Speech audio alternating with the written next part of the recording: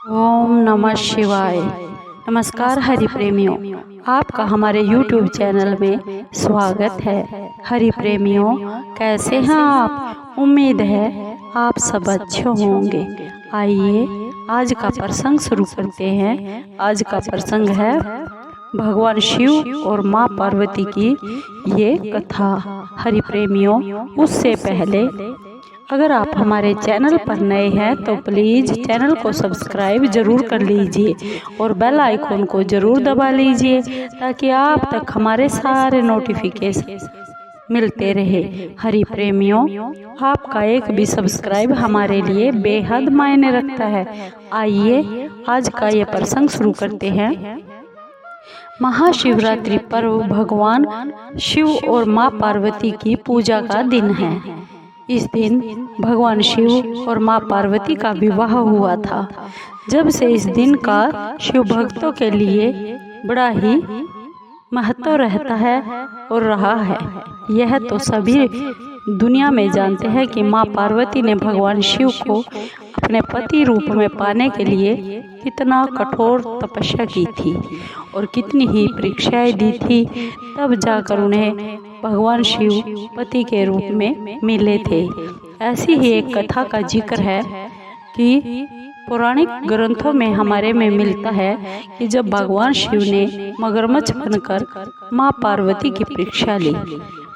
इस कथा को सुनिए कैसे भगवान शिव ने माँ पार्वती की परीक्षा ली।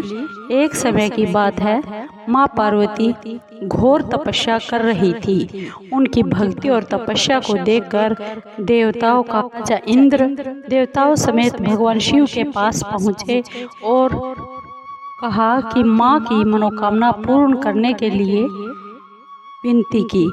तब भगवान शिव ने माँ पार्वती जी की परीक्षा लेने के लिए सप्तऋषियों को भेजा। सप्तऋषियों ने माँ के सामने शंकर जी के बारे में बहुत कुछ बोला। उनके सैकड़ों अवगुण गिनवा दिए, परंतु इन सब बातों का भी माँ पार्वती पर कोई भी प्रभाव नहीं पड़ा। माँ पार्वती का दृढ़ निश्चय और संकल्प के साथ तपस्या जारी रखी। जब इस सब से भी बात नहीं बनी तो भगवान शिव खुद परीक्षा लेने के लिए पहुँचे। भगवान शिव माँ पार्वती के सामने प्रकट हुए और माँ पार्वती को वरदान दिया। और उसी समय माँ पार्वती जब तप कर रही थी, वही तालाब के पास मगरमच्छ ने एक लड़के को पकड़ लिया।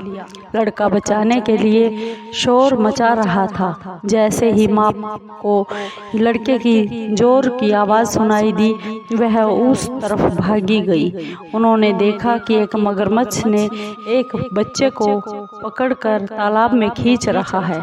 तभी लड़के ने माता को देखा और लड़के ने देवी माँ से कहा, मेरी ना तो माँ है, ना मेरा कोई पिता है, ना कोई मित्र है। माँ, आप मेरी रक्षा कीजिए। पार्वती ने कहा, हे ग्रहा, इस लड़के को छोड़ दीजिए। मगरमच्छ बोला, दिन के छठे पहर में जो मुझे मिलता है वही मेरा आहार होता है और उसी को मुझे स्वीकार करना पड़ता है, यही मेरा नियम है। ब्रह्मदेव ने दिन के छठे पहर में इस लड़के को मेरे पास भेजा है, फिर मैं इसे क्यों छोड़ दूं?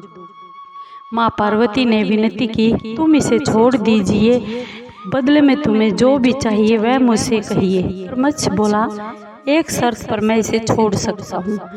आपने तप करके महादेव जी से जो वरदान लिया है, यदि उस तप का फल मुझे आप दोगी तो मैं इस लड़के को छोड़ दूंगा। माँ पार्वती जी तैयार हो गई और उन्होंने कहा कि मैं अपने तप का फल तुम्हें देने के लिए तैयार हूँ, लेकिन तुम इस बच्चे को छोड़ दो। मगरमच्छ ने समझाया, सोच लो देवी, जोश में आकर इतना बड़ा संकल्प मत करो।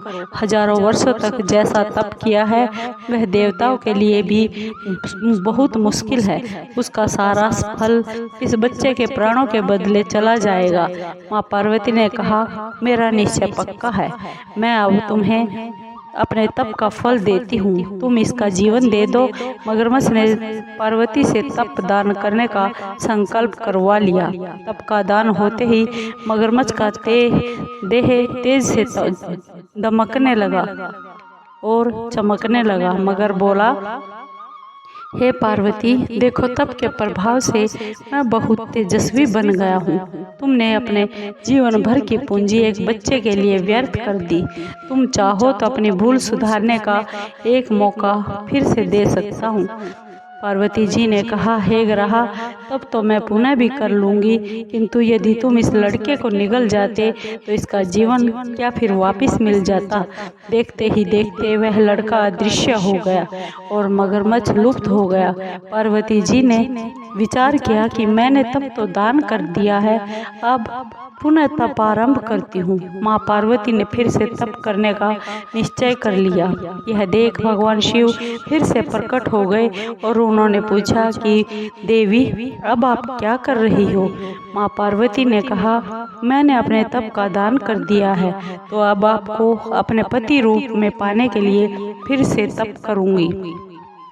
जब भगवान शिव ने फिर कहा, उस बालक और मगरमच्छ के रूप में मैं स्वयं ही था। आपने अपने तप का दान मुझे कर दिया है। मैं तो बस तुम्हारी परीक्षा ले रहा था और तुम्हारा चित्त प्राणी मात्र में दुख और सुख का अनुभव करता है या नहीं, इसलिए अभी तुम्हें पुनः तप करने की कोई ज़रूरत नहीं है। यह सब जानने के बाद देवी ने महादेव को प्रणाम कर अपने प्रसन्न मन से विदा किया। हरि प्रेमियों, आपको ये माँ पार्वती और भगवान शिव की कथा कैसी लगी? अगर आपको अच्छी लगी हो तो प्लीज़ चैनल को सब्सक्राइब कीजिए, लाइक कीजिए, शेयर कीजिए और कमेंट ज़रूर कीजिए। आपके कमेंट का हमें बेसब्री से इंतज़ार रहेगा। हरि प्रेमियों, ओम नमः शिवाय।